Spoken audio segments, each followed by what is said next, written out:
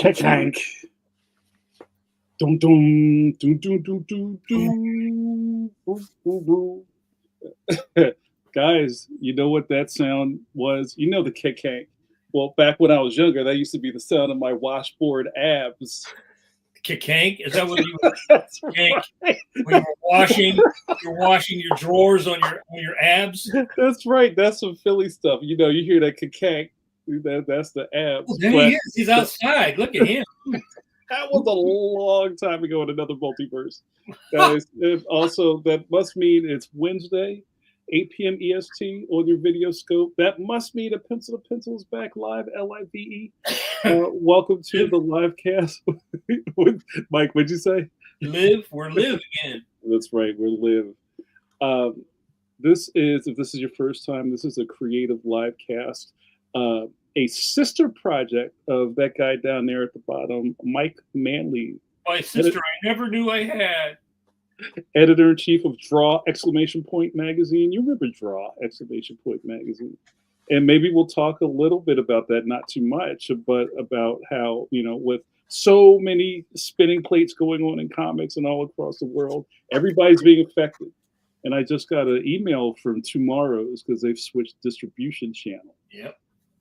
And I believe they're having another, like, everything must go sale. So, Mike, do you know if Draw magazine is on any of those lists? Well, Draw now is all available by PDF, I believe, because I believe we're completely sold out of print editions. There might be some still best of available. Mm-hmm. You'd have to go and check it out. But you know, most of it has been, the print issues have been out of print for a while, but PDFs are always in print. And if you really needed to, you could print them out in your printer and bind them together, and then you would have a print version. You have a fat 3-ring binder, like yeah, like AP chemistry.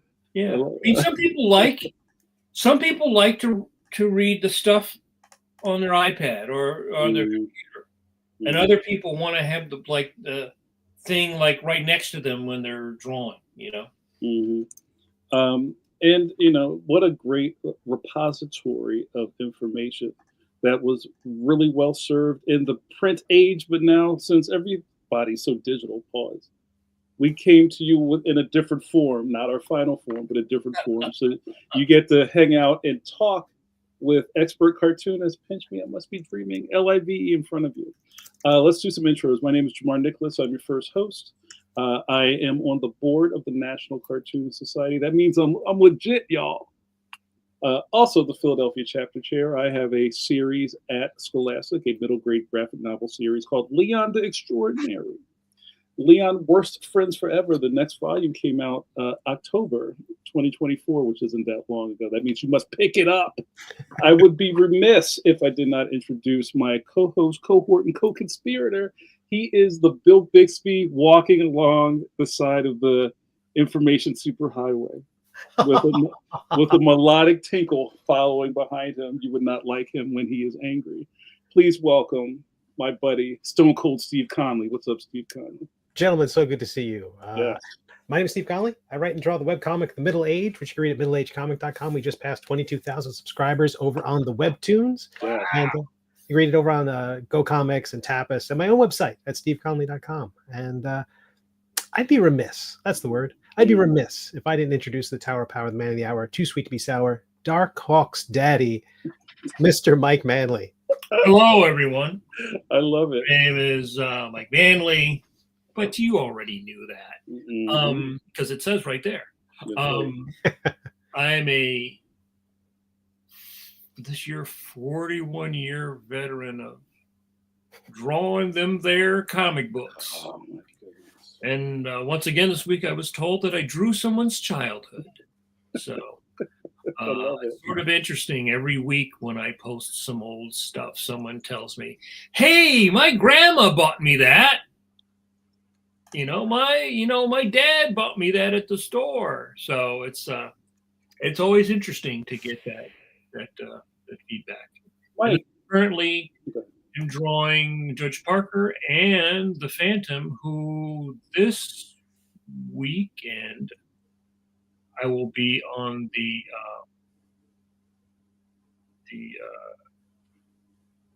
Phantom podcast. Oh, cool. Yeah. Is that like a YouTube or an audio thing? I believe it is the Chronicle Chambers. I believe if you look up the Chronicle Chambers, I believe they do have a YouTube channel. Mm-hmm. And Jeff Weigel and I will be on the podcast live Saturday at I think 7. Is that New Zealand time? Because that'll be like. Well, we're doing it live, so we had to split the beam, right? Right.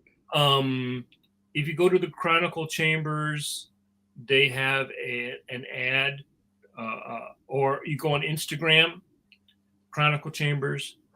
They have a link, and so you'll be able to watch it live. But I think the Phantom turns 89. Wow. So that's amazing. That he is the longest running superhero, if you consider superheroes, because Prince Valiant's not really a superhero. It's the longest running superhero in print. How is he not in the public domain? He will be in 2032, I believe. The Phantom becomes public domain, and then within a year or two, Batman, and then Superman, and then Batman. Wow. And so what I find really interesting about the Phantom, Mike, because it's such a big property, and we talk a lot about how importantly popular it is in other countries. It's popular in the States, but the Phantom is like the Phantom in some places around the world. But there's also so many different iterations of it, right? There's the comic. There's still comic books somewhere. There's are there other teams of people doing Phantom stuff? I just saw there's a video game coming out, but it's not. Game coming out. Yeah. Well, there's publishers in India. There's publishers in like Denmark and Finland. There's publishers there, and then there's publishers in Australia. Wow. So they do new material in both of those places, and they have over the years done many new stories with the character in those countries from other printers. And then in America, I think it was Dynamite. I don't know if they still have it, but then they do new Phantom, and then DC did a thing, and then I think Dynamite has it now, but those American versions of the Phantom are less like the overseas versions of the Phantom, which are much more the classic version of the Phantom. And they've experimented a little bit. They tried to do I think they tried to do a teenage Phantom or a kid Phantom. But it seems like the people who are really the hardcore Phantom fans really want him to be like the traditional character. What about Defenders of the Earth or whatever that thing is with Mandrake? They did. I never watched that. I know of it. I think they recently redid it. I know King Features was rerunning it on their website for a while. But so I don't know how they worked out the reality of the Phantom being with Mandrake and being with Flash Gordon, or what is a wormhole, or I don't know how they did that. But that's really interesting. And one entity controls all this stuff. I think that was probably my biggest kind of conundrum with the Phantom. It seems like there's so many tentacles. Well, all license. You have to get the license from King Features, right? So they license out, and they reprint the stuff all over. I mean, like in India and Scandinavia, he's not purple; he's red. Mm. There's a Like- red version of the Phantom. Like pistachios back in the 70s. Yeah, yeah. Yeah. So depending upon where you're reading him, he had either purple or he had red. You know, It's interesting. and I don't know, Tom. I don't know whether they're happy. I was aware of the Phantom, and my dad used to tell me about the Phantom as a kid. Mhm. And I had seen some Phantom stuff because I liked Siberia stuff, but I was not like, and I'm still not. I mean, like I'm doing it, and thank God for Tony because he really, I mean, he knows it back and forth, right? But the interesting thing for me is if I had a question, like I had to draw some character or I had to draw some like the president's bedroom or something, I could probably ask those Chronicle Chamber guys and they would go, oh, that's, Right. They blah, would blah, have blah, it. blah, blah. And they would be able to pinpoint, Mhm. because when you're looking at something that's 80 years old, I mean, they used to have that at DC. They had a guy that worked in the archives. Mhm.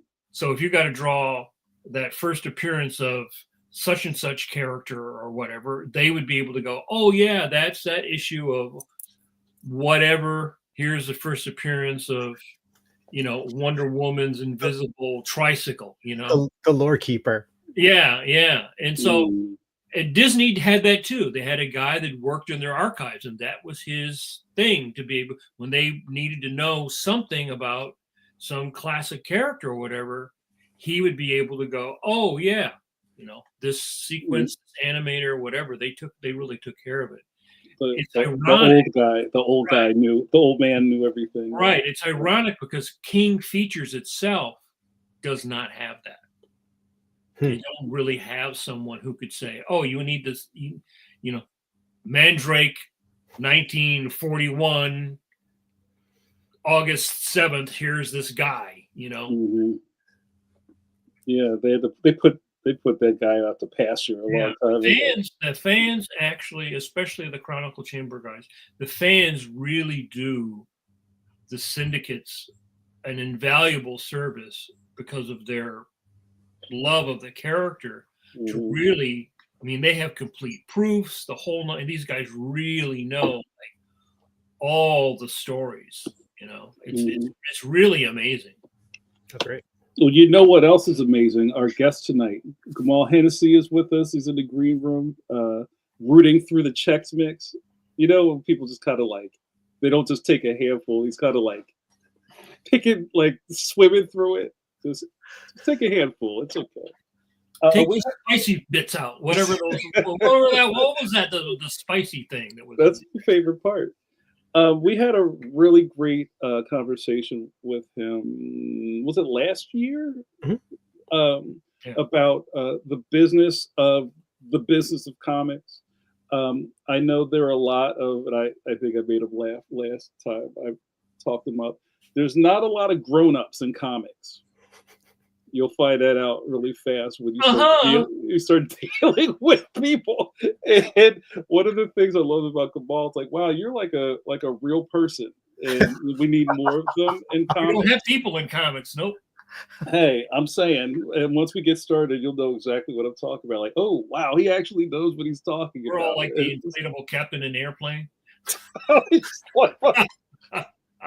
And that's really a shame of our industry, is that kind of in a weird way, it's kind of been like, I don't know, poisoned by fandom. Like, if you really want to do this, you can do it.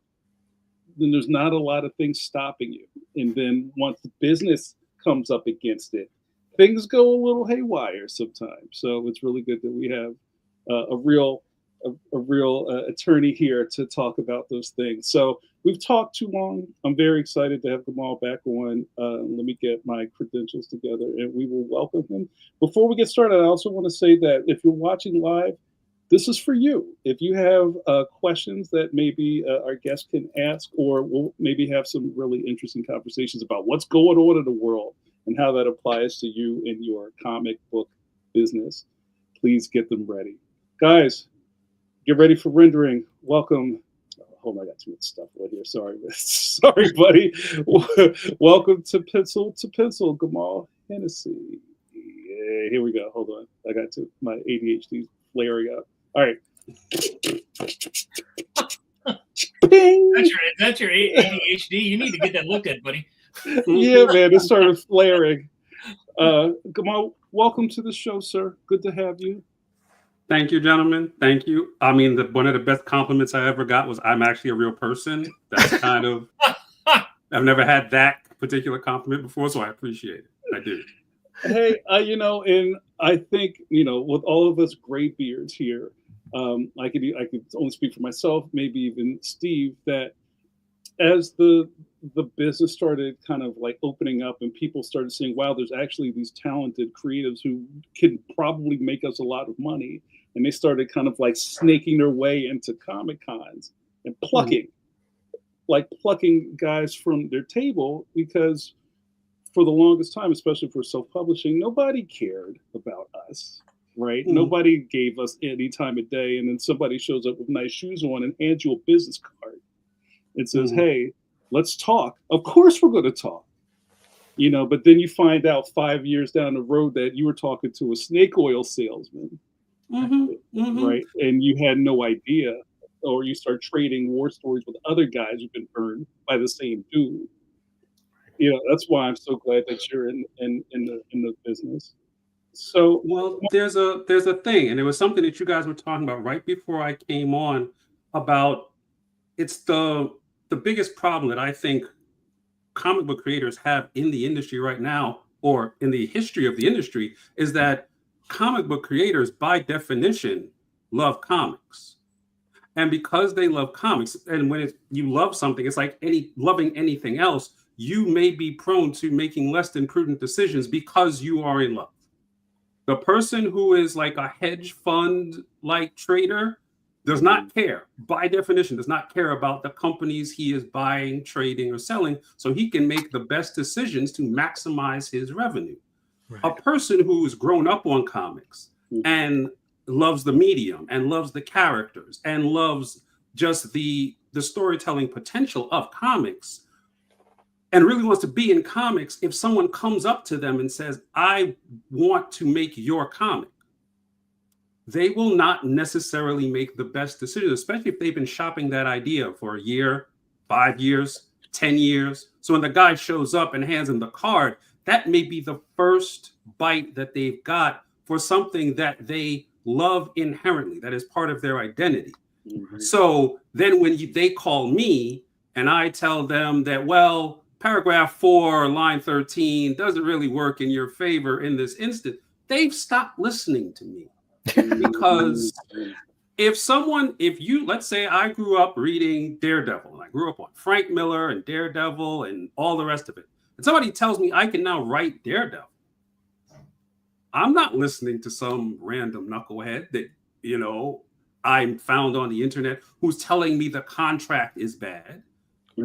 I want to write Daredevil. And a lot of decisions get made with that thought process, and it's not something that they can be blamed for. It's simply a reality of how people come into comics. It's very different than people coming into almost any other business, even other parts of the entertainment business. Yeah. And one of the things that especially now, when you in the entertainment business, it used to be that you could submit stuff, but now you can't go into a studio. You got to have representation. They don't take any submissions. Like Marvel and DC at one time used to get hundreds of submissions every month. Now they say, don't send us your stuff. We don't want to see your stuff, right? Yeah, because because there's so many ways to you can actually submit, and so many people who could submit, and so many things that can be submitted, that you're creating far too much legal liability when you're just randomly accepting submissions.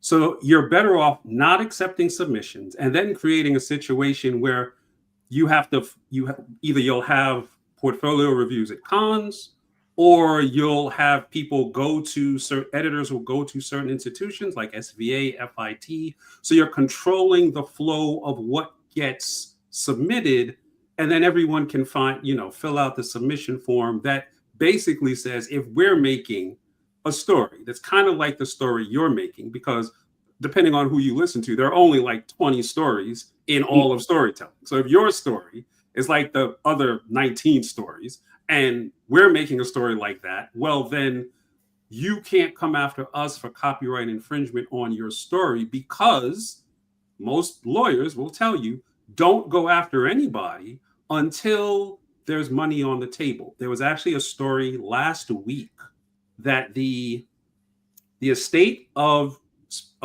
Schuster from Siegel and Schuster, the creators of Superman, decided that they were going to now sue Warner Brothers, like a week and a half or 2 weeks before Superman comes out, because the issue was about foreign copyrights in England and in Scotland. But the lawyers knew about this copyright issue 3 years ago. But there was no point filing a suit 3 years ago, because the movie was in pre-production. Nobody had spent any money yet. Nobody was, out over their skis yet. They didn't have the press junket booked yet. But now that the movie's about to come out, then you sue. Now everybody's like, what are we going to do? Because you've already spent the money to get Superman made and distributed and set up. Now, if you can't release the movie in those particular markets, you're looking at losing a substantial portion of your revenue. So this is why people don't like lawyers, because we will actually pick the worst time to knock on your door and say, oh, by the way, you might owe us tens of millions of dollars. And then they'll probably just get they're doing it so they'll get a deal, a settlement. And I mean, very rarely when someone gets sued, especially when it's large organizations, it's not the full amount that comes out in the wash. It's 15% of that, 20% of that. But when you're talking about tens of millions, hundreds of millions of dollars potentially, 20% of that is still a good payday. So, it ain't the worst idea. Yeah.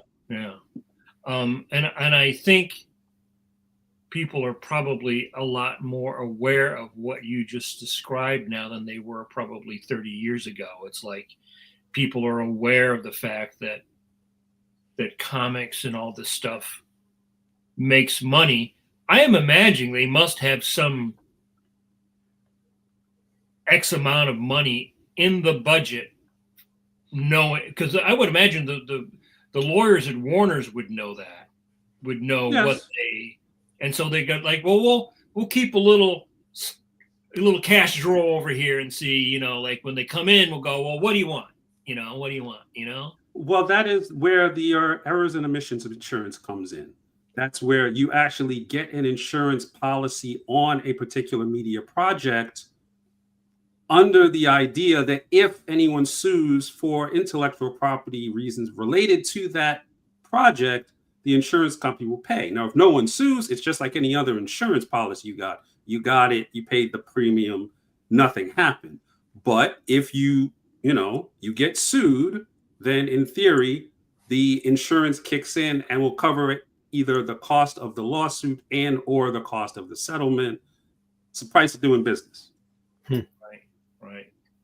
The only thing that happened in that situation is more lawyers got paid. I mean, really, that's right.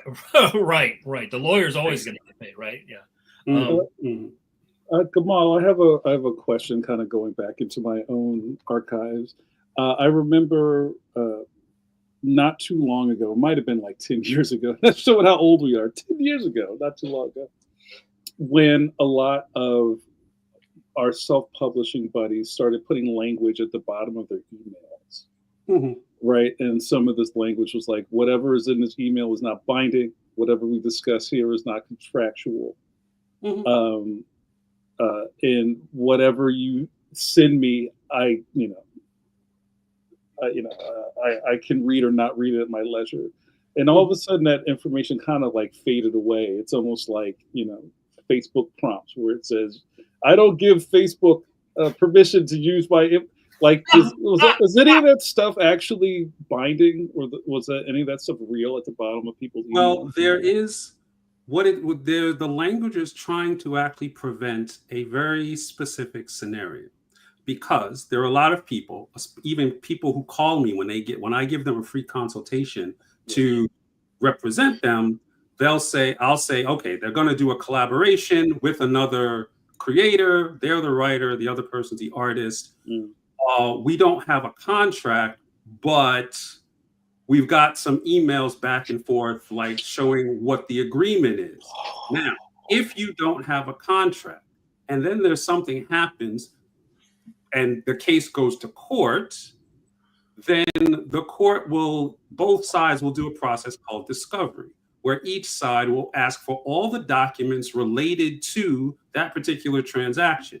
One of them, now the main document should be the contract, but if there is no contract, you'll look at the correspondence between the parties and the course of business that they did to kind of imagine what the contract would have looked like. The problem with that is, in most cases, the emails going back and forth only cover 1/4 at most of what the contract should cover, because a contract, when you boil it down to its essence, especially for comics, needs to cover your rights, your revenue, your responsibility, and your recovery. Now, most of the email chains that go back and forth will do one of these two. The responsibility, who's going to do what, and usually it's only on the creative side, because if you ask the writer and the artist who was supposed to do the marketing for this book, they won't be able to tell you because they never actually figured it out. Right. So even the responsibility part is not actually clearly defined. And the revenue is also, in many cases, not clearly defined, because one person will say, well, I'll pay you $200 per page. Great. Now, when the stuffed animals make $10 million, who gets that? The writer will go, well, we never agreed to any of that, so you get zero. And the artist will go, but it's my designs that were used to make the animal. So what I constantly tell people is that your emails should actually be the beginning of the definition of your legal relationship. It should not be the sum total of your relationship. It is kind of like if you go on a first date, and then the result of that first date is used to like settle like a divorce. Well, what? The whole process, the whole understanding of what those two people had was never actually defined, especially in the first date. So everybody's on their best first date. So you have to actually clearly define, like I said, rights, revenue, responsibility, and recovery. And you almost never can do that in an email. But just to bring it all the way back, when people start throwing around ideas, and the other part of this is if I say, well, I'll pay you $50 a page, and you never respond to that, and then you start working, but you really wanted $300 a page, then you kind of agreed to $50 a page.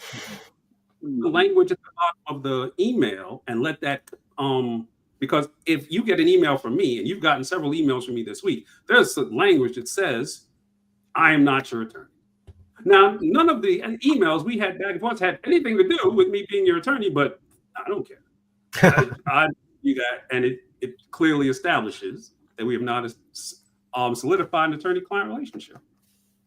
I would add to this that in my experience, what happens, I think, is people are passionate about this. Their projects, they toss the ball around. Okay, yeah, great. They start working because they're like, okay, we got our thing, we got our idea. That's the beautiful part of the relationship. It's before you get to the part where you disagree. Mm-hmm. And I think most artists don't think when you start. I mean, after you get burned, right? You think about things in a different way. But most artists don't think in that business sense. They think in the creative sense. So what we want to do is we want to agree on all the fun, creative part of our partnership, right? Not what's going to happen if, right? And I just think that's sort of natural.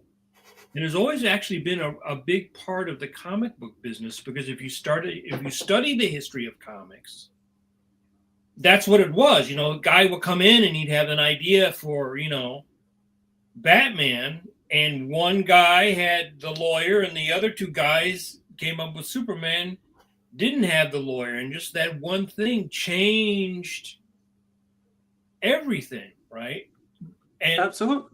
you know, It goes back to that, the history of comics, like the idea that I pointed out before, that almost everybody who is in comics because they love comics. That's not a new phenomenon. That goes all the way back to Siegel and Schuster. Like, they were in their teens when they came up with Superman. They loved the idea of the potential of comics. And there was very little thought that there would be, you know, the PlayStation 5 video game deal on the table, because, you know, it was 1938. And if they knew that, that would be a lot weirder than Superman, right? But they were selling to people because comics came out of pulp, and pulp had already been a business, and people already knew that there was potential outside of pulp for merchandising, licensing, not in the systemic way it's done now, but they knew that there was opportunities out there, which is why they didn't just buy the Superman strips one at a time. They didn't just buy them as they went and then let the kids keep the idea. They bought the idea. Here's $130, kid. Now I own this thing, and you know, there's still no PlayStation 5 game, but I'm sure somebody's working. R&D they're on that top secret stuff, right? And also the thing is that for every Superman, there were 100 things that just went. It's a lot more than 100. It's infinitely more than 100. It's one of the worst parts about my job is when someone who is really excited comes to me and they say they have this idea that's going to be a comic book, and then it's going to be a movie, and it's going to be a TV show, and you have to walk them through the process that and it's a skewed version of reality, right? Because every time you open up your phone, some company is announcing a new comic book movie project, and this has been happening for about 20 years. So people think, well, comics get made into movies, and that's just what happens. What they don't understand, especially if you are just getting into comics, is that for every comic book project that you see, movie, TV show, animation, video game, there are 100 comics that will never make to that point. There are 1,000 comics that never got finished, and there are 10,000 comics that never got started. There are the stories that you see now, like Captain America is coming out next week, the Anthony Mackie. What year was Red Hulk developed? 30 years ago? 35 years ago? And that's coming from one of the largest movie studios in the history of movie studios. It still took them that much time to get these things developed and out the door. So if you're coming to me in 2024 thinking Netflix is calling you in 2025, we need to reset expectations, because it's fine if you have a timeline of 15 years, 20 years. Okay, then you know that you can start small, build that up, and you're not overextending yourself in terms of time, money, or energy. But if you think something's going to happen in 18 months, 2 years, you may not even find a penciler in 2 years. So Well, people always like to look at the exception to the rule, right? The guy who did a comic and then 5 years later it was a movie. But then you have things like Bone who've gone through many, many studios. Never a film still hasn't come out. And so for every Hellboy, there's probably 50 things that somebody gave people, or maybe 100 things, 200 things that are people. Because for Hollywood to give somebody money for the rights to possibly develop something for 5 years, that's like nothing to them. To give somebody, I'm going to give you 40 grand to hold the rights to this for 7 years. That's nothing to them. Oh, absolutely. Last week I went to the Comics Arts Festival down in Orlando, well, here in Orlando, because that's where I am right now. And I talked to Matt Wagner because he's amazing and he made Grendel. So I talked to him. And we started talking. And if you don't know Matt Wagner, you should read his comics. They're amazing. He had a Netflix deal because Grendel, his character, completely deserved a Netflix story. Netflix, the production studio, made the show. The show is it's not finished, but it's in the can. And then Netflix decided we're not making it. Well, we're not making it. We're just not going to put it on Netflix. It's just not going to happen. So even if you get a Netflix deal, that means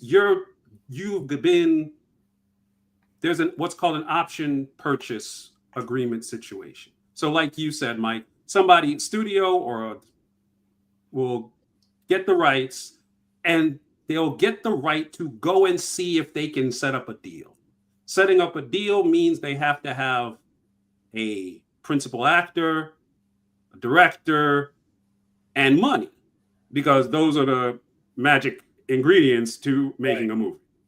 Because once you have those three things, then you can greenlight the movie and then your rights will get purchased. So that's why they call it an option purchase. But once the film gets greenlit, then you go into development. You could be in development for a year or 10 years or 15 years or forever. There is a specific term for it. It's called development hell. Your film could get made and then never come out. Or it could come out and never get marketed, and then it fails, and then it's almost like nothing happened. Mm-hmm. So when we're talking about comics to movies, there's this idea that there's a lot of comic book projects being made into movies. And relative to the 1980s or the 1990s, yes, there are. Mm-hmm. But relative to how many comics are coming out every month, mainstream studios, independent studios, webtoons, I don't know how many comics come out a month, but it's hundreds at the very least, the low end. The vast majority of them will never even be considered for media attention. So, right. So probably in the case of Matt's character, they probably used it as a tax write-off. I imagine if they produced it and then they don't, because that's the other thing. They and I've heard of this where they will buy something so someone else can't buy it. Yeah. Then they will make something and then decide, well, now we can be very creative with our financing, and then we'll just, like the Bat woman or the Batgirl thing, we'll just take the tax write-off. Well, that was a very specific situation because you were talking about a company that was owned and run by one set of people. And then before the movie can come out, another set of people kind of acquired the company, but they also acquired a lot of debt. So they had to find a way to get rid of the debt that they had. So they're like, okay, we've got all of these things.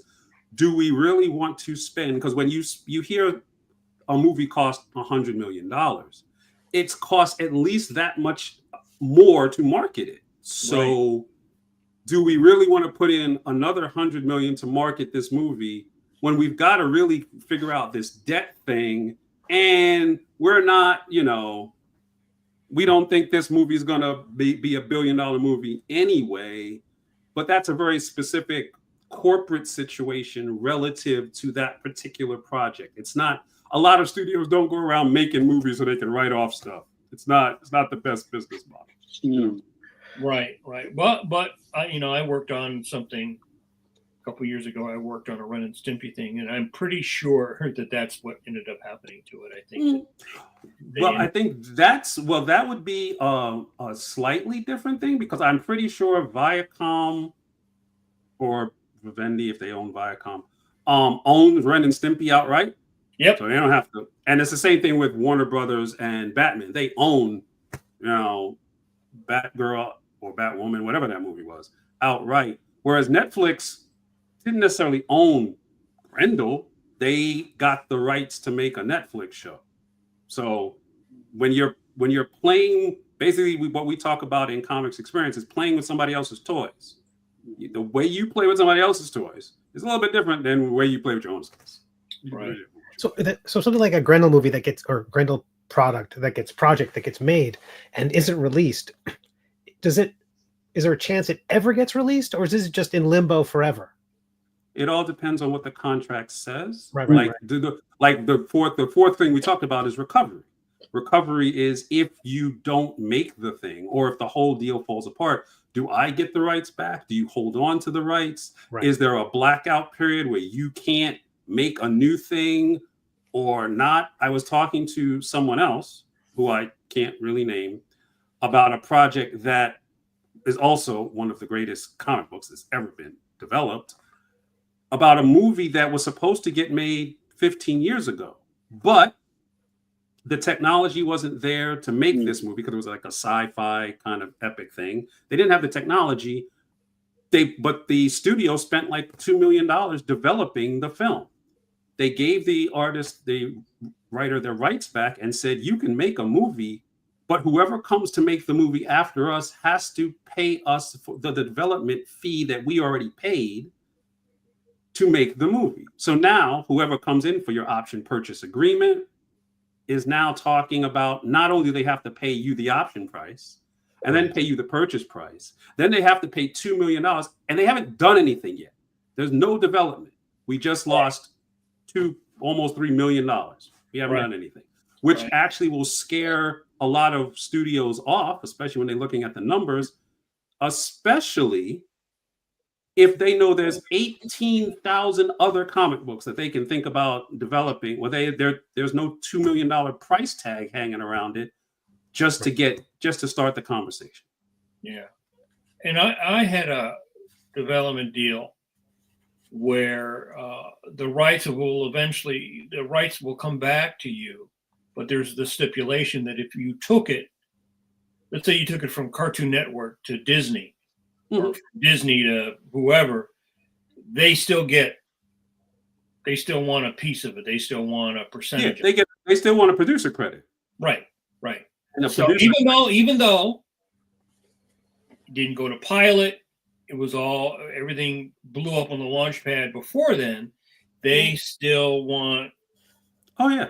A lot of times I've seen this in a lot of comic book publishing agreements, especially creator-owned agreements. You go to a publisher and say, do you want to make this comic? And they'll go, yeah, we'll make the comic. In the contract, it says if a movie gets made from this comic, the publisher either A, is the one negotiating the deal, B, they're the ones they get a producer credit for the movie, even though they made the comic, they didn't make the movie.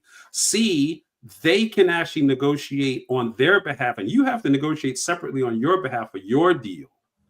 So people trying to get themselves in the pipeline of money is a fairly common practice when you're talking about projects of this type. I mean, if you're looking at the modern comic book industry itself, creator-owned deals, creator-owned publishers, unless they're actually offering real value in the deals that they're giving you, is kind of like the same thing.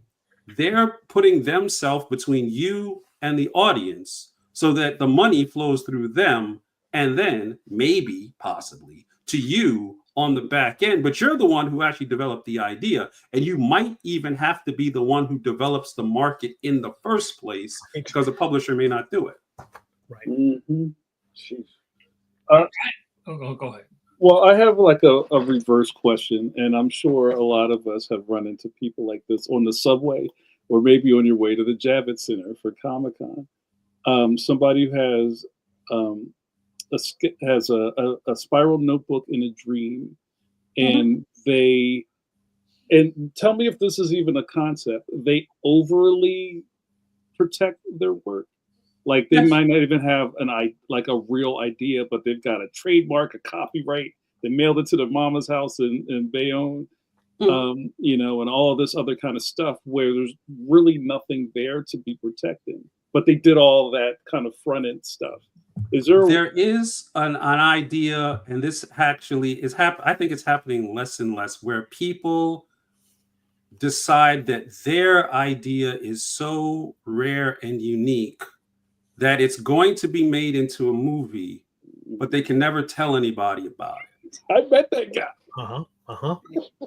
And what they fail to understand, and you have to kind of walk them through the process, is at some point, you can't make a movie, or you cannot sell the rights to something, or you cannot bring in a creative team to do something until you tell them what the something is.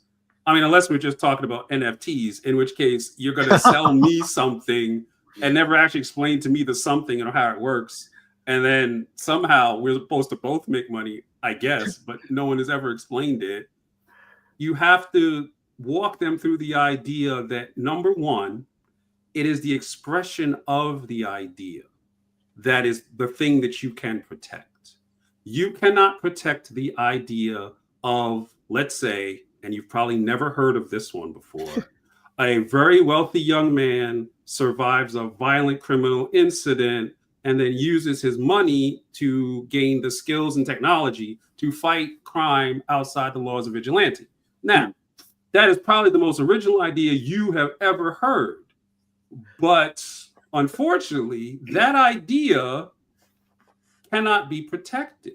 The expression of that idea, whether you're talking about Batman, Moon Knight, Iron Man, Iron Fist, Shadow, Dark Hawk, and like 50 other people, are all the base. That's the idea. Rich person, skills, technology, vigilante. That's it. So when I meet those people, and again, you meet these people less and less as time goes on, and I guess the proliferation of information online, people realize you cannot make money off of the idea that you never express. Mm-hmm. It's simply the way you express it, who you express it to, and under what conditions you express it is going to be the difference between you getting potential revenue from that or not.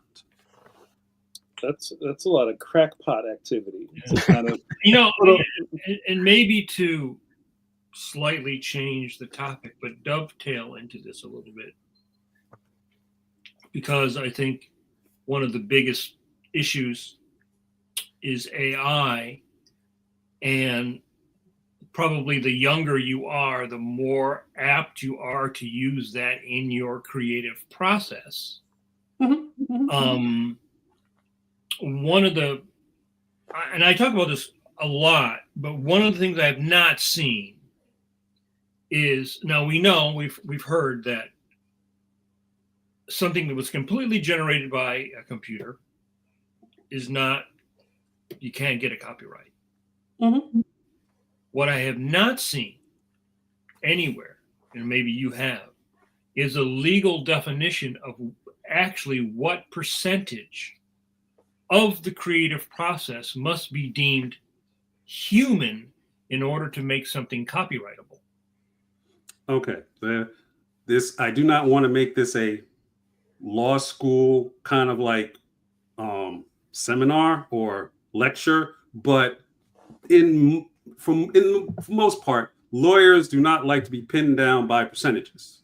We want to be able to kind of play it fast and loose. So, to answer your question, there is no, well, if you use 30% is made by a human, then it's fine. That's not an idea.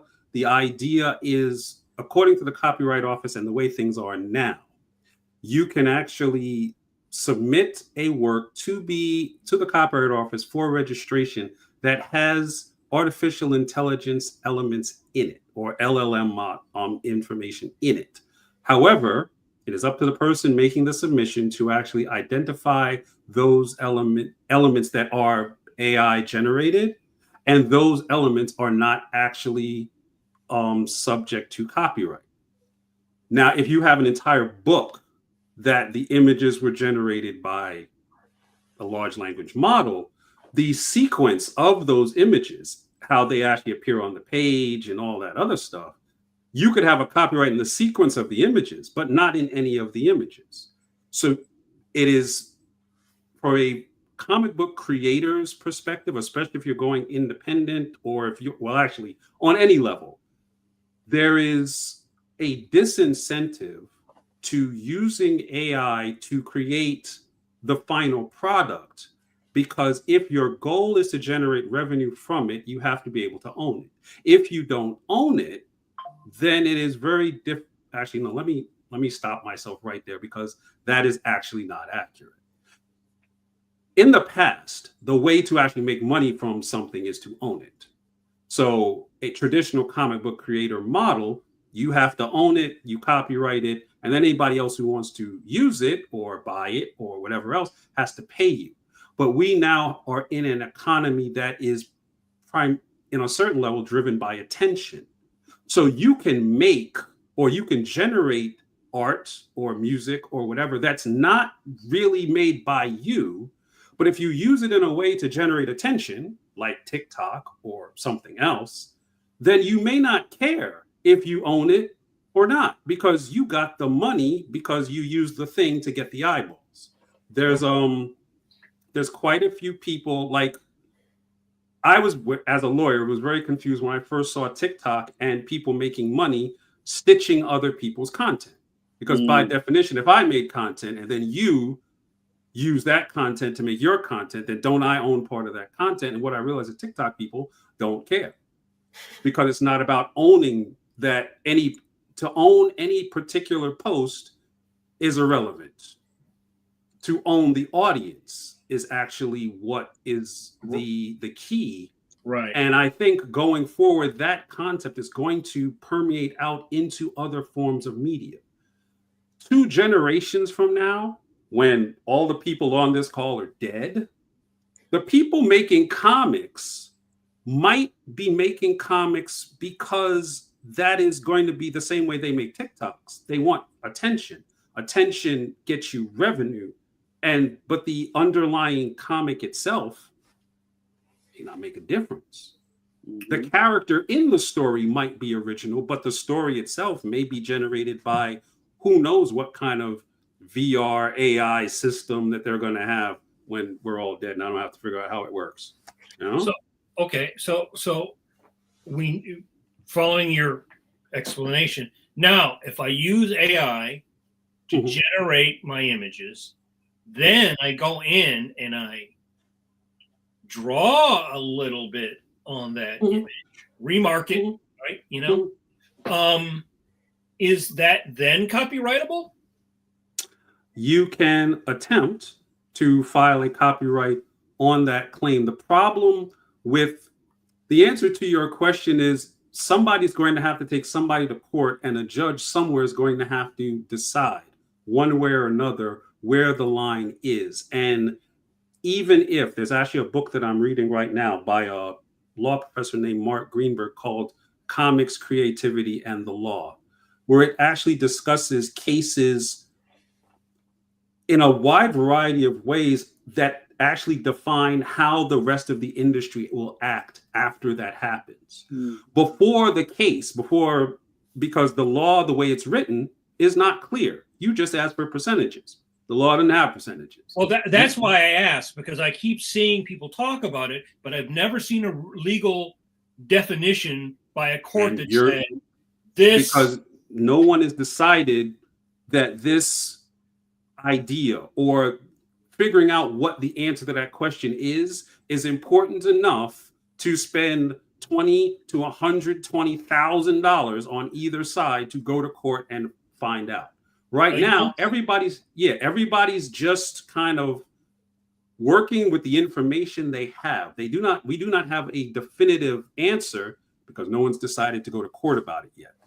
So you don't think that the big Hollywood studios, which have teams of people who could work with AI, are not thinking about, well, what if we can make a whole Star Wars movie and then get 10 guys to go in and something here, spritzer there, a spritzer here, a spritzer there. See, human beings worked on it. You don't think that's part of what the strikes were about. Both the actors and the screenwriters were concerned about that very problem. And because there's no court case, because the Screen Actors Guild didn't sue the studios, they just went on strike and tried to get language to protect themselves written into their contract, which is one of the other major reasons you need to have a contract. Because if the law itself is kind of vague, you need to establish what the rules are going to be, at least between the people who are in this particular deal. So let's say tonight I decide that I'm going to write something and then use AI to get my story, and then I'm going to use that and AI to create my panels, and then I'm going to go in and draw a little bit on it, and edit and do stuff, and then I make a comic book. So now I've got a comic book where some percentage is me, all me, and some percentage is me with this tool, right? Now, and if I send that to the copyright office, do they go, hey, Mike, what part of this is you and what part of this is Mr. Machine? No, what the copyright office does is they preemptively ask you to tell them. They're not going to turn around and ask you. They'll say how much of this was made by an AI and how much of this was made by you. And to answer the question you're about to ask me, no, they don't know if you're lying. So, because it seems to me that until there is a legal definition, somebody gets sued and there's a legal, somebody loses a lot of money, right? Somebody loses a shit ton of money, and then there's a legal judgment that says, like the Obama poster, right? There was a judgment that said you used too much of this image from this photographer. AP photographer, Shepard Fairey, you give him money. Yeah. Right, yeah.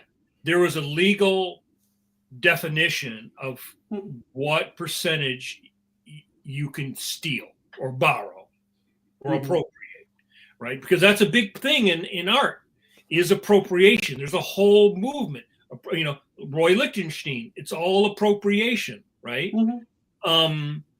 So if essentially these programs are appropriation machines, which you use, and then you mix in your whatever percentage right, into the appropriation machine mix, then the copyright office is going to say, well, what percentage of this is Keebler-Elf and what percentage is you?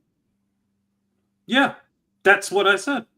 And the other issue, which goes more to the way the legal system works and not this particular issue, is, let's say somebody did lose a lot of money. Let's say a studio licenses a comic, and then they go make a movie from that comic.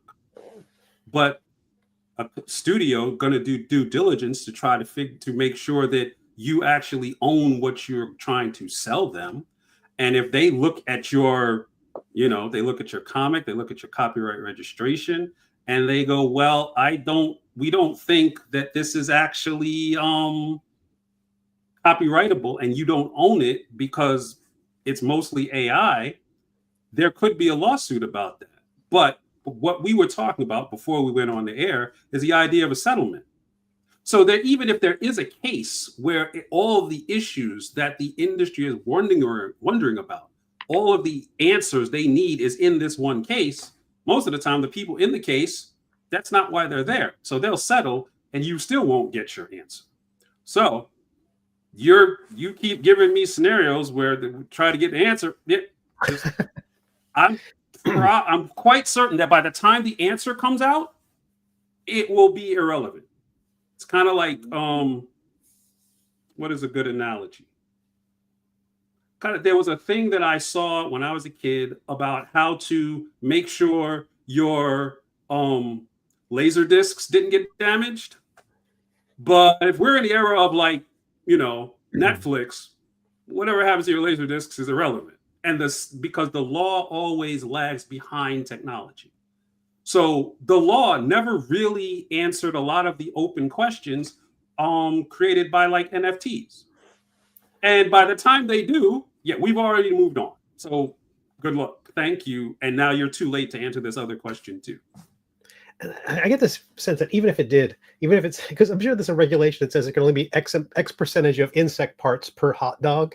I'm sure there's something like that's kind of like the AI rule. If they say you can have this maximum amount in there, then that's what they'll always be pushing against. It's it's a nightmare. And there's a question of proof. Okay, we're saying that we could only have 8.25% large language model intervention in any creative project that you're going to copyright. Okay. Right. Does the Copyright Office have a system that actually can determine what percentage of a large language model is in any submission? And how many days will it be before someone creates something that system doesn't work anymore? Right. Well, I think to me, this is a really fascinating thing because we know the technology is there. We know that if people are using it, and the younger people are going to use it even more than the older people are going to use it. And somebody is eventually going to make something that's like a Lord of the Rings or like a Matrix, something that's really super popular, everybody loves. And then will it matter that they don't own it? Because they'll be able, like you said, do you have the whole TikTok thing where I put my head on somebody else's video making some kind of weird face, right? It's so I didn't make the video, but I'm making my nut commenting, doing my little antics or whatever, right? Which is maybe where the idea of ownership itself from a making money from entertainment may be changing, because a dancer, for example, makes money off of a dance that they may or may not have made themselves. They don't necessarily make money from you buying a recording of it or buying anything. You came and you watched them do it. They did it once and they're leaving. There is, in that one space, in that one period, they made money off of there is nothing to own except the access to the room where they were doing it. Mm-hmm. Yeah, that's like the whole thing with the video game company, stealing kids' dance moves off of TikTok and putting it in the game for price. That opened up a whole new can of worms. Exactly, but in that case, and it also, the other problem when you're trying to wait for you're thinking about a legal case to kind of settle an issue, usually there's a problem with comparative leverage.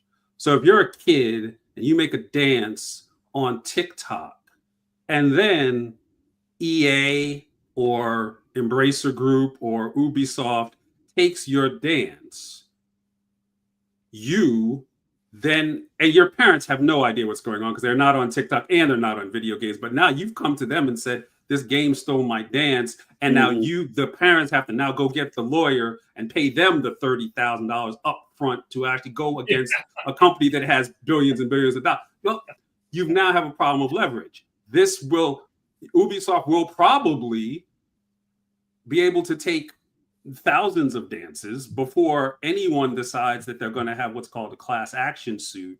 And then even a class action suit, and by that time, nobody's interested. And Ubisoft's already made the money. Right. It's just this week there was the I'm talking about the Fantastic Four poster, how Blue Sky and all these other things, like it was AI, and Marvel said no, it's not, and then there's close-ups of like a 3-fingered hand holding a flag. It's like, oh no. They're like, all right. But Marvel, no, it wasn't AI at all. That's a mutant. That's one of the X-Men. Come on. Right, it's the thing. Well, before we run out of time, Steve, do you want to hit some of these questions? Yeah, how did that happen? Yeah, we've got a bunch. Let's start with at the top with Tim Fielder over on the Facebook. Wondering what you guys think of Tintin now being in the public domain. Seriously considering putting him in a future volume of Maddie's Rocket as a retro vibe story. The key thing that people need to understand, especially when you're talking about comic books and public domain, is that when the news says, oh, this character is in the public domain, that is partially true. Because what is actually true is the version of the character that was released on the day that that particular book came out is in the public domain. So this is not necessarily specific to Tintin, but a couple years ago when people started talking about how Batman was going into the public domain in a certain number of years, what I had to explain to the people at Comics Experience was the version of Batman that came out in Detective Comics #1, which is vastly different than the Batman that everyone in the world knows, is going to go into the public domain. And if you want to make a story about that character with those capabilities and in that world, because it's that world that's also in the public domain. If you think you're going to put like Bane and, Hush and all this other stuff in your comic, no, you're not. And the other problem is, which is not a copyright problem, but is a related problem, is a trademark problem. Right.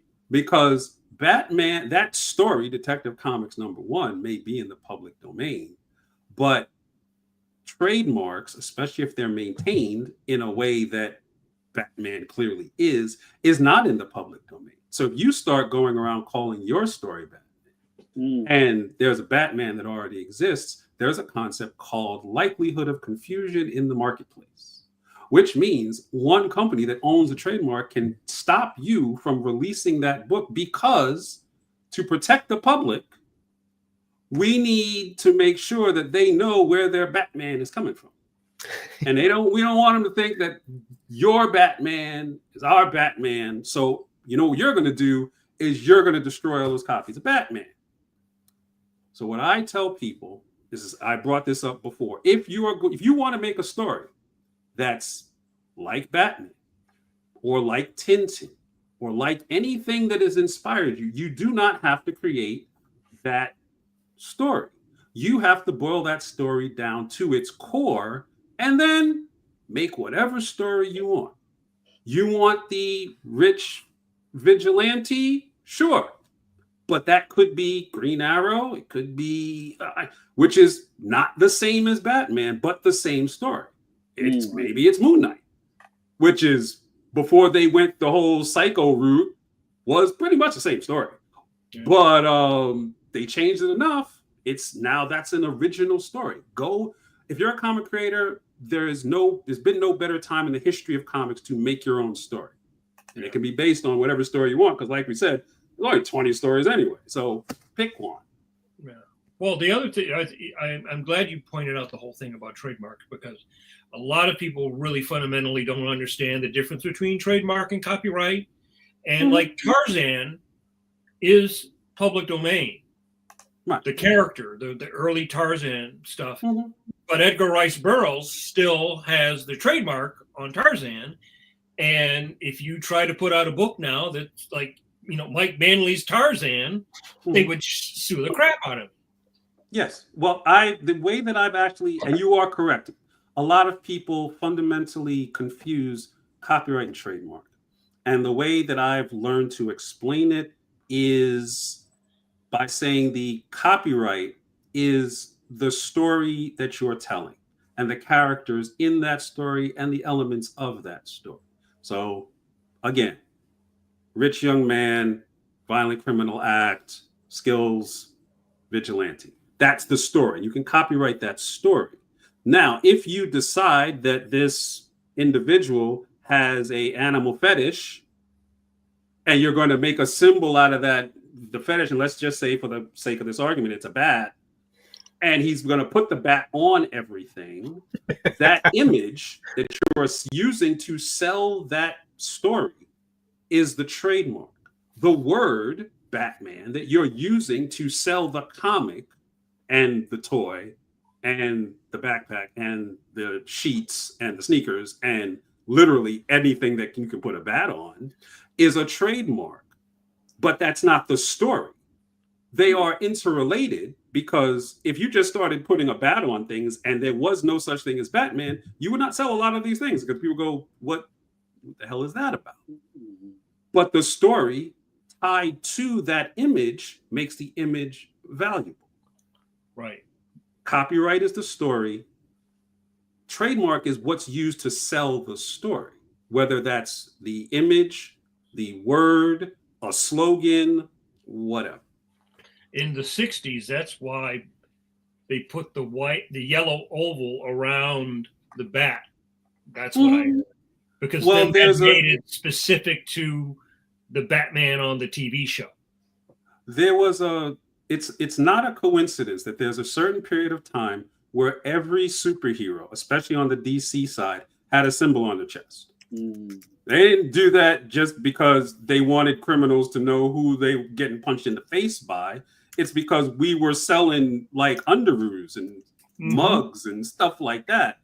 And then if you notice, if you just look back at the iconography around the MCU, there was a point every character in the MCU all of a sudden had a symbol. They didn't have a symbol. Black Widow didn't have a symbol in 1985. Hawkeye didn't have a symbol in 2000. But when they were in the movie, now everybody gets a symbol.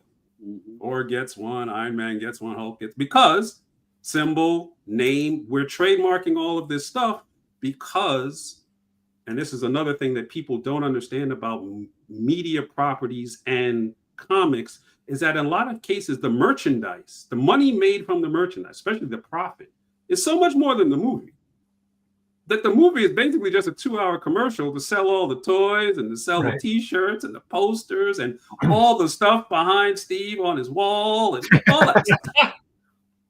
That's what we're doing. We're selling stuff. We have a couple. Well, and this will be a good time to check in. How you doing on time? I'm all right. All right, let's keep it rolling. Steve, hit us with some more questions, please. We got one from YouTube. Shanchai says, Japanese and European comics cover a wide range of ages and genres, but American comics are superhero comics. Do you think this perspective is changing? If not, how can we help widen the perspective? Okay, that's a two. One part you have to kind of explain the history of the development of the medium in each market to understand why that is. In Europe, comics have a long history of being connected to politics and newspapers and things like that. So as the medium developed, there was a sense that there was both children's comics and adult comics. Manga, manhwa, and other comics in Asia have always, because of the pictographic nature of the language, words and pictures together to actually express ideas, the idea of taking that one step further into comics was never a huge jump. So you always had people from 8 to 80 reading comics because that was part of the culture. Here in America, we had a situation where for a long time, the comics that were selling the most, even though the modern era of comics, quote unquote, was 1938 with superheroes, you had war comics were selling more than superhero comics. Romance comics were selling more than superhero comics. Science fiction, crime, horror were all selling more than superhero comics. But we had an incident or an individual, and his name was Henry Wortham. And Henry Wortham wrote a book based on a very flawed and politically motivated concept that comics were the cause of delinquency, homosexuality, criminality, and a lot of other stuff. This also happened during the McCarthy era. So there was a lot of hearings and things to kind of tamp down and establish what was and was not American. So in this period, comics faced a dilemma. They could be heavily regulated by the government, almost out of existence. And by the way, that actually did happen in France. Comics were heavily regulated for almost the entire period that they were comics. But on the other side of that, you know, you go to a place like Angoulême now, and comics are one of the great art forms of France. Yeah. Here, what the comics industry did was they decided to impose something called the Comics Code Authority, which basically neutered the creative development of comics so that all comics were basically acceptable to be read by an 8-year-old. So while other mediums were developing, film, television, music, books, comics had their growth stunted.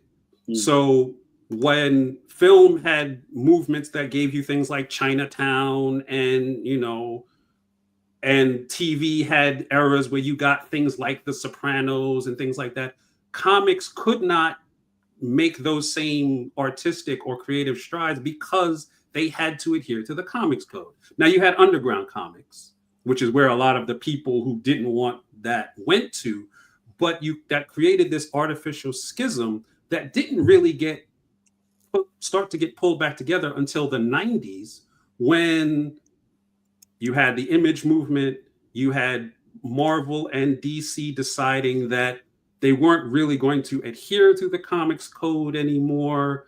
And then you had this big, huge pendulum swift in the other direction. You had Penthouse Comics, you had Omni, and they had their comics. So, and that's when in like the mid 90s to the 2000s, you started to get independent comics, where you now have all the genres that were popular before: horror, crime, science fiction, romance. They all had to come back, but they had a 40, 50 year like pause. They couldn't develop in the same way. So American comics are not just superhero comics. They are perceived that way by the American public because that is what was fed to them in the popular imagination. But it is a change. It is changing now because you have things like crowdfunding, because you have things like Webtoon, because you have things like, there's other ways that people are getting comics. So more and more people are understanding it goes beyond the big two. And by the way, the big two haven't been the big two in like 10 years. If you want to talk about the big two, it's Viz and Scholastic. It's not Marvel and DC.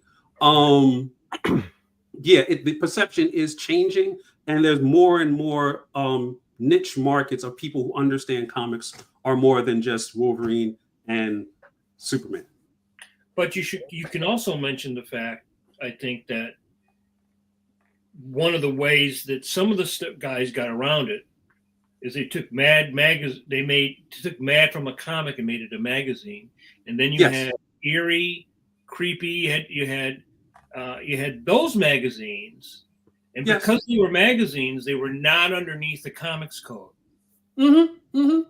Right. Yes, so but there was in a lot of ways, those were like, even like if you talk about like heavy metal or something like that, there was a magazine. They were primarily anthologies and not ongoing narratives for the most part. Yeah. So you could not have the same kind of, you had the artistry there, you had the creativity, you didn't necessarily give them enough runway to have, like, Spawn is up to issue 360 or something like that. There was nothing that was in heavy metal ever got that much time to gain as much traction as an ongoing narrative in a comic. Right. And it's ironic because Warren used a lot of the same artists that were in EC, which got shut down. So you had the same guys, but they were doing it as a magazine. So And I guess you could do the adult stuff because you were not, they were not sold in the same place, because those magazines are sold on the magazine rack, not Right. on the comic spinner, or where they were racked different.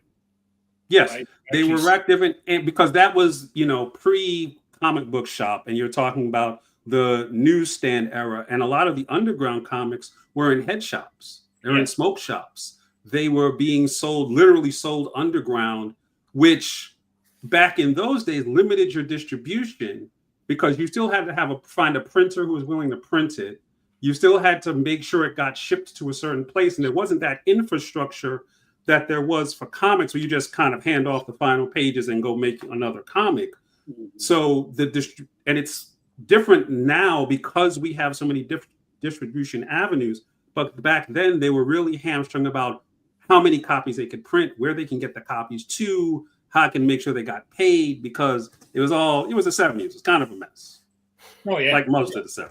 Yeah. And you know, a lot of the comics I've talked about before that I bought as a kid were comics that were sold with the covers ripped off, because then what you were supposed to do is you're supposed to tear off the title, give that back to the distributor, and destroy the comic book. But they didn't. They sent all their Superman logos back, and we got paid for that, and then I sold it for 10 cents. Yes, because back then it wasn't returns in the traditional sense of returns for comics. But the publishers knew they were losing money. They knew the newsstand guys were selling the books, but they had no way to actually deal with it, which is why when comic shops started to get developed, the publishers thought that this was the greatest idea ever, because people are paying upfront for comics that they can't return. And now we know when we get the money, we're going to keep the money. They did not realize that they were creating a different set of problems 40, 50 years later. But in many cases, the solution to one problem is the cause of another problem. Right. Hoisted by their own petard. Well, talking about the real, the environment and how to survive in it. Jamal's got a great question on Facebook. How will the new tariffs or proposed tariffs, have instituted tariffs, affect the economy of comics?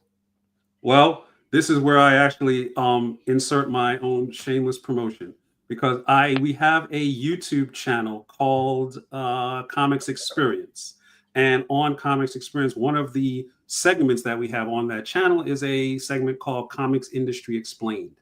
And yesterday, I posted a video, it's about 9 minutes long, about how tariffs are going to, or the potential for tariffs are going to affect the comic book industry. But more importantly, I pointed out what comic creators need to do, especially independent comic creators need to do, to navigate around potential tariffs. The short version of the story is you have to actually figure out what the worst case scenario financial impact on your comic is going to be, whether that's because there's a tariff on the paper that you're printing on, or a tariff on the finished books. Figure that out, and then depending on where you are in the process of making your comic, decide if you want to push through and get your comic out the door knowing that there might be a tariff on the book, or hold off on releasing your comic and waiting for a period where the economic situation is more stable and the comic industry itself has figured out how to absorb or deal with these tariffs. But I say a lot more eloquently in my own video. Well, I'll be checking that out next as soon as we're done here. But I've seen quite a few Kickstarters now, at least in the gaming space, where the books tend to be a little bit thicker than comic books, but not always. Yes. They are now for international orders. They'll print books and ship books to the US and Canada for international orders because of shipping and because of new regulations in the EU. They're actually going to do all print on demand through Lulu and things like that. So having Lulu a European printer, ship it directly to, never even touch it. Never, as a creator, never even touch it. Just have a European printer, mail it to a European customer. So it's a weird time, and I just want to do PDFs now. Well, I think and this is one of the, again, on the unintended consequences of comics being one of the few entertainment mediums that cannot or will not fully embrace digital. Because you do not, if you listen to people in the music industry, they're not really worried about tariffs. Right. Because what do I care? There is no physical product being, now if this was 30, 40 years ago, they'd be up in arms because there'd be so many printed things that would have to go into selling music and making money. But because, and not all comic book consumers, there's a huge, if you're looking at millennials, Gen Z, Gen Alpha, that are perfectly willing to go digital only. And if you're selling to those markets, again, it comes back to your marketing and your distribution based on your demographics of your reader. Those readers, those creators are not going to be affected by tariffs. Like the webtoons people, they don't care about tariffs because who cares?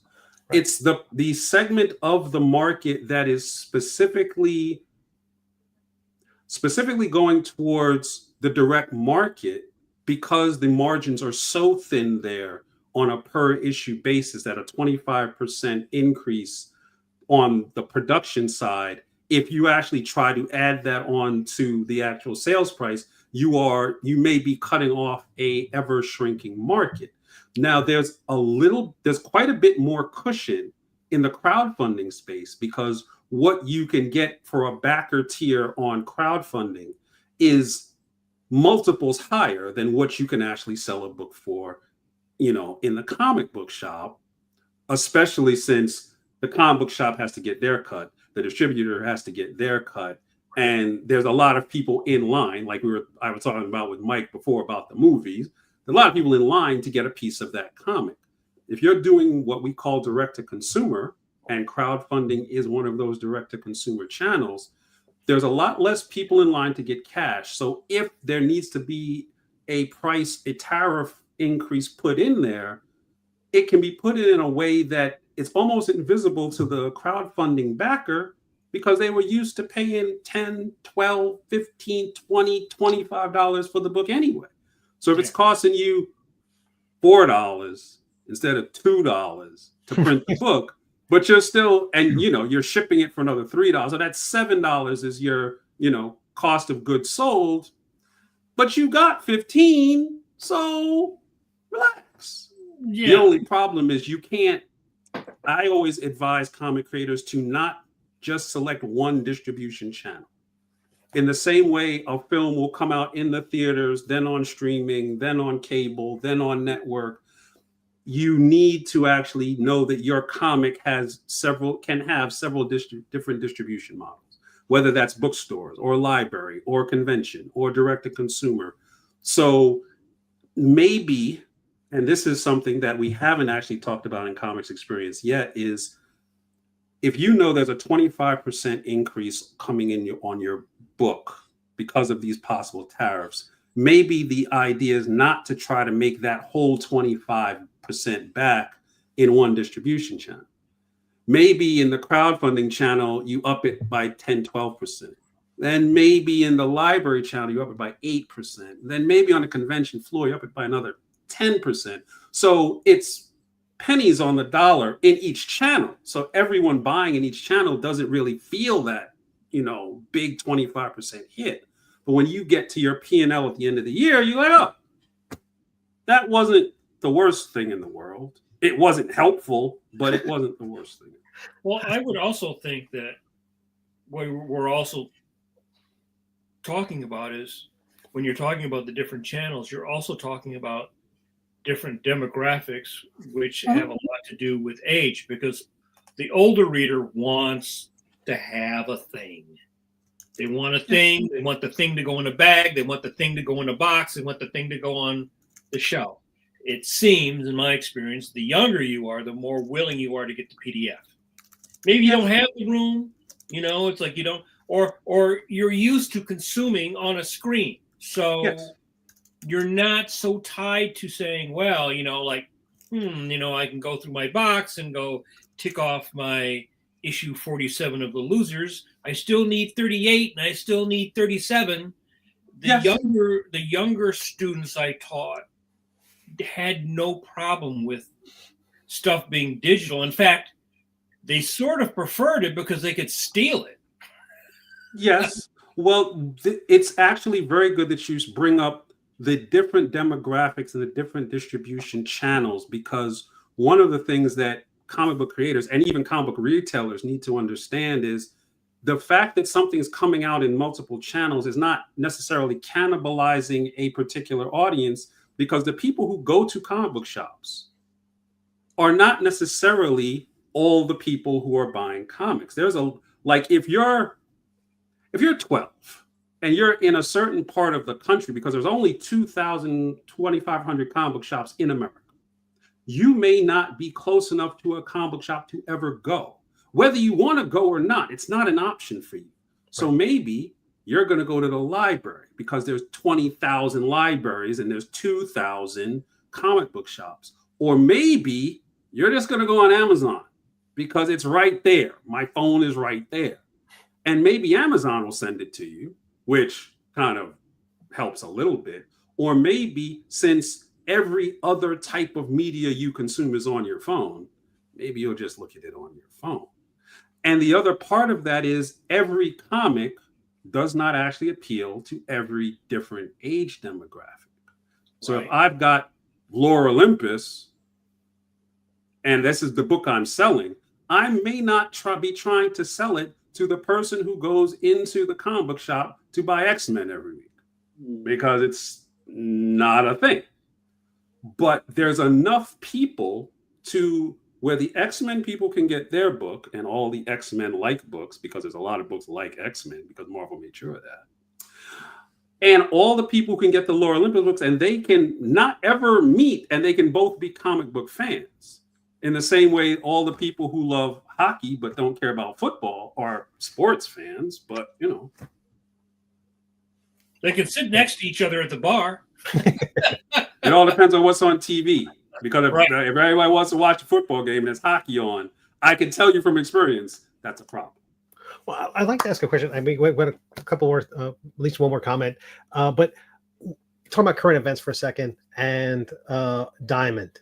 Have you done a comics experience episode on all that yet?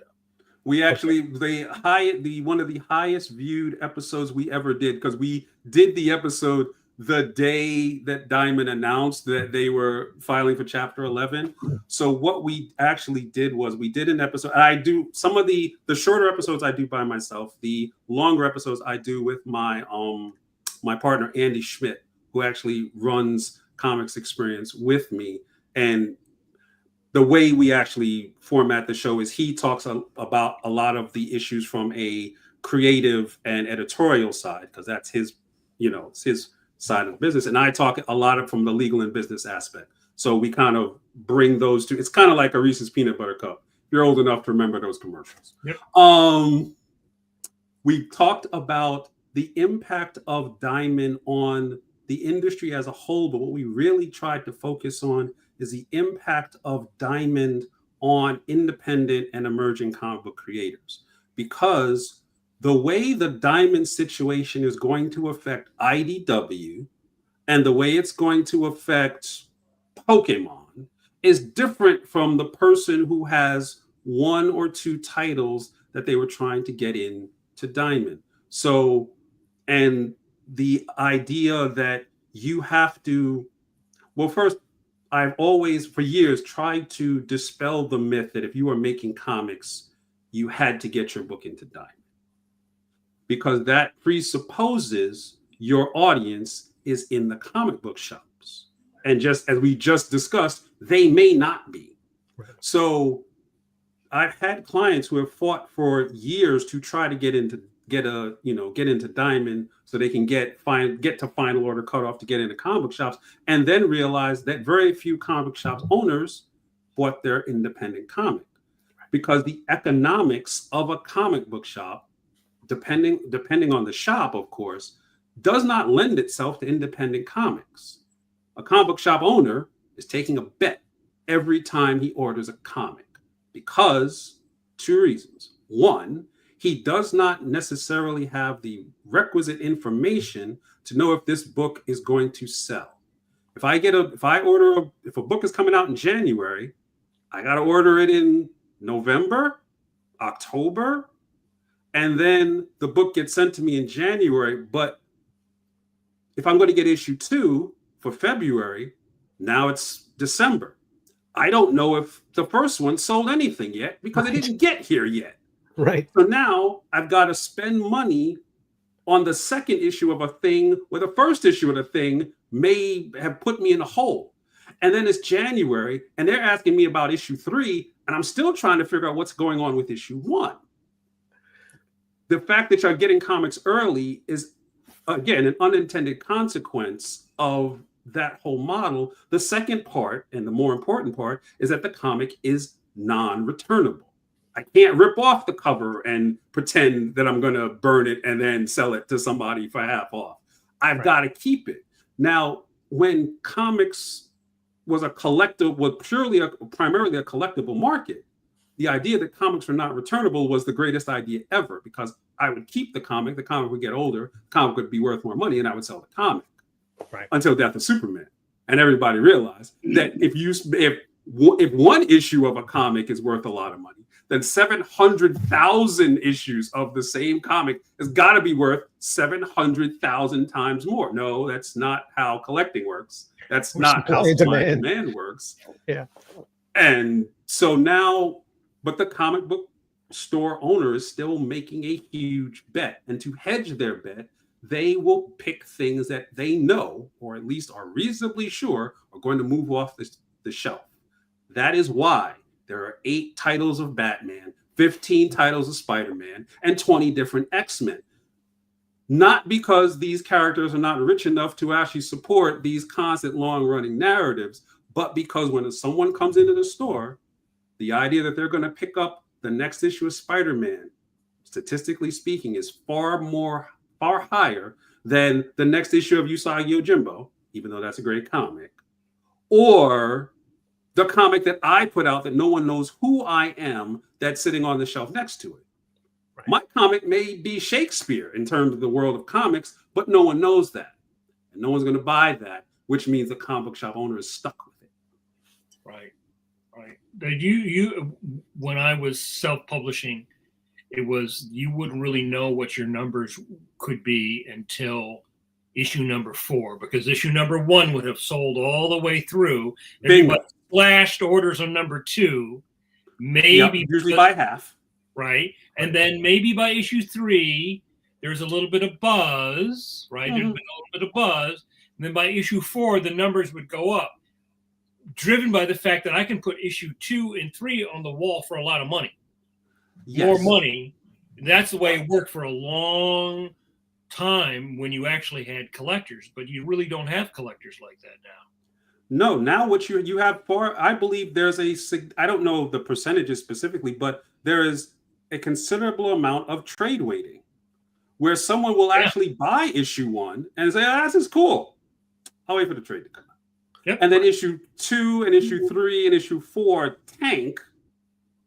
And then the trade comes out and there's huge upswing of sales. Like, oh, look at this. Everyone loves this book, because you'll see online people are talking about how great the book is. And as a publisher, you're like, okay, if you guys are talking about it and the pre-orders for the trade are through the roof, what is going on with issue 3? And that's where everybody to do that. Yes, which is, and the publishers, certain publishers have tried to hedge their bet with the variant cover model, but that only works to the extent that it works. Well, that's me. I buy trades now. I used to buy, probably up until about 10 years ago, I used to go in the comic book store, a couple times a month or whatever. But at a certain point, it's like, I would just started to wait, Mm-hmm. Because also the older you get, the more shit you got, right? So You know, it's sort of like, you know, and Well, there's also an issue of comparative value for entertainment. yeah, If you actually take a look at, like, let's say Netflix is $13 a month. How much entertainment can you watch for that $13 exactly. in terms of hours? If you had unlimited time, Mhm. literally hundreds of hours, and you gave them $12, Yep. you could buy a video game for $60, and depending on the replay value of that game, it is infinite. You pay $60. If you go to buy a comic for $5, and you're used to reading comics, 12 minutes later, that comic is gone. You've already consumed that, and now, depending on the way the story is told, you might have only gotten the piece of a story. Because when the comic book switched from newsstand to comic book shops, the arc of the narrative extended. And instead of having a complete story in one issue, then it was 3 issues. You had a limited series. Then it was 4 issues. Then it was 6. Then you had your crossover event. So now it's like 40 to actually figure out what's happening in this story. And if a certain company, and I'm not going to name names here, just keep stringing crossover event after crossover event after crossover event, you're now talking hundreds of comics you have to read to figure out what the story is, and you paid $5 a pop. Right. At a certain point, and again, if you're looking at Webtoon, and you don't have to pay for Webtoon, you can use Webtoon for free. Right. So at a certain point, the economics of comics, not only for the comic book retailer, but for the comic book consumer, it raises serious questions, especially in uncertain economic times. Well, like I said, when I taught my class, I was teaching to teenagers. Mhm. And those teenagers were very different than what I was as a teenager, because when I was a teenager, I could take my little part-time job and I could go buy every Marvel and DC that I wanted. As a teenager now, there is no way you could go and buy all the Marvels or you would be spending hundreds and hundreds of dollars to, like you said, not get the whole story, right? Maybe you had a 2 or 3-parter story back in the old days. So what I noticed is they also like to be able to have a lot of story. Yes, Like, this is why the manga and the tankobon, one of the reasons why Right. the manga and the tankobon have done so well is Right. because A, the price point is lower, B, the actual completeness of the story is higher, C, there's less potential backstory that needs to be absorbed depending on when someone gets into it. And the one of the things I found that was ironic is that those readers don't have the prejudice about reading stuff in black and white, where a lot of people in American comics really had a prejudice against things that were black and white. How much of that do you think was part of the black and white bubble that happened in the 90s, where everybody got burned on that whole era? Mhm. Right. So I agree. I think that if you're putting out something now, I still wonder why Marvel and DC don't do more PDFs, more like loss leaders, to get people to read stuff. Give them some stuff for free to get them to read stuff, right?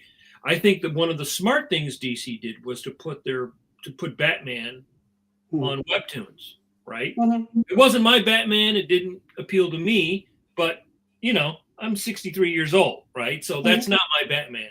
But to a 12-year-old or an 8-year-old or a teenager, that's their Batman. They can access it right from the beginning.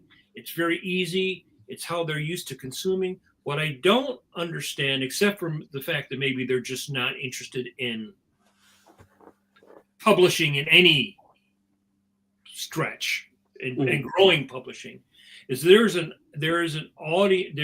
audience, I think, for these characters, certain characters that I think are always naturally appealing, like Batman or Spider-Man or Superman. I think there's certain characters that are just naturally appealing to kids if you update them and you make it easily consumable. I think any kid would like that material, but it seems that there definitely is a demarcation between middle-aged direct market readers, because probably most of the people that are reading direct market have got to be in their 40s, judged by all the people that come up and see me, all got gray hair now.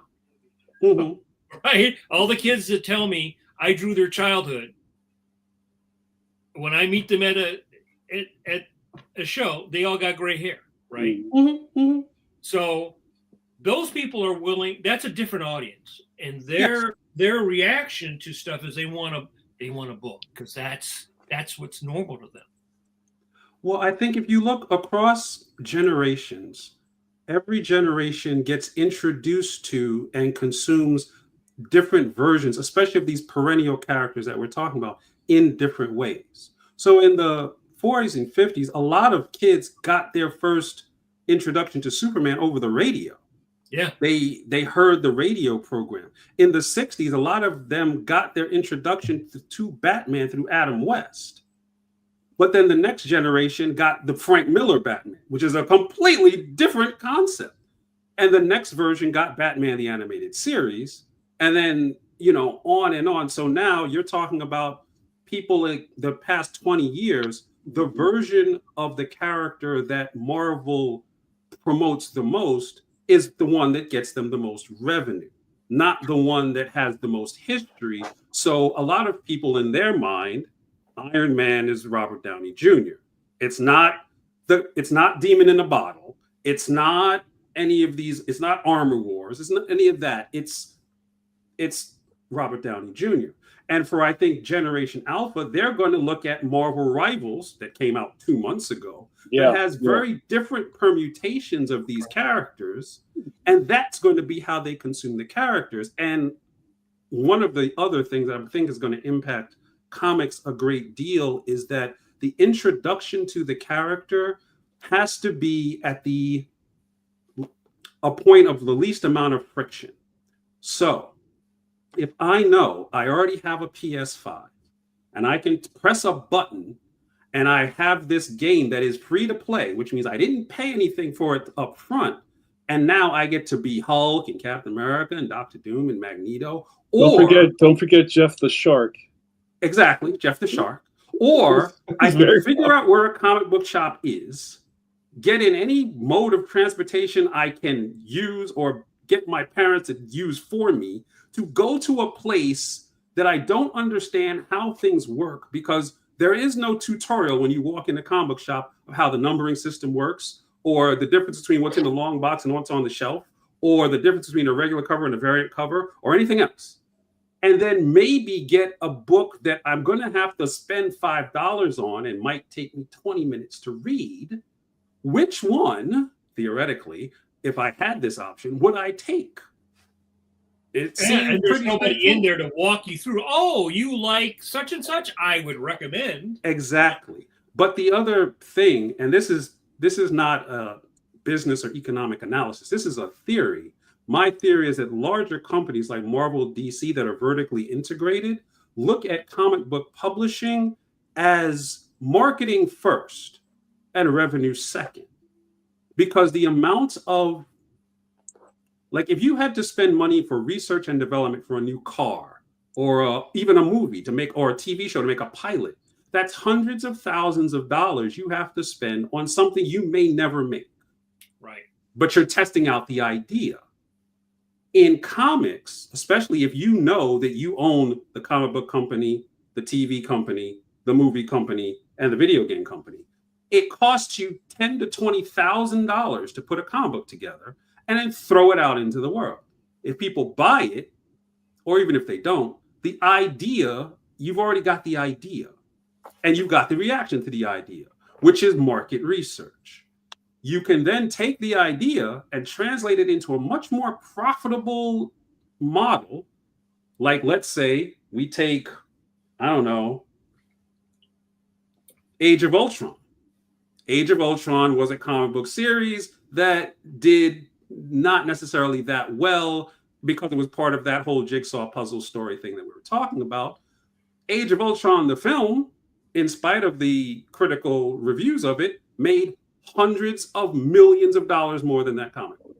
Yep. So if you're a company putting money into various aspects of your vertically integrated business, where are you putting the money? Right. Are you paying a comic book writer $2,000 a page to make a comic? Or are you going to tell the comic book writer, I'll give you $75 per page to make this comic that I already know that you love, and you're going to do it anyway. And then tell the screenwriter, who may or may not care about comics one way or the other, I'll give you $100,000, and then I'm going to make $1 billion later on. Where are you putting the money?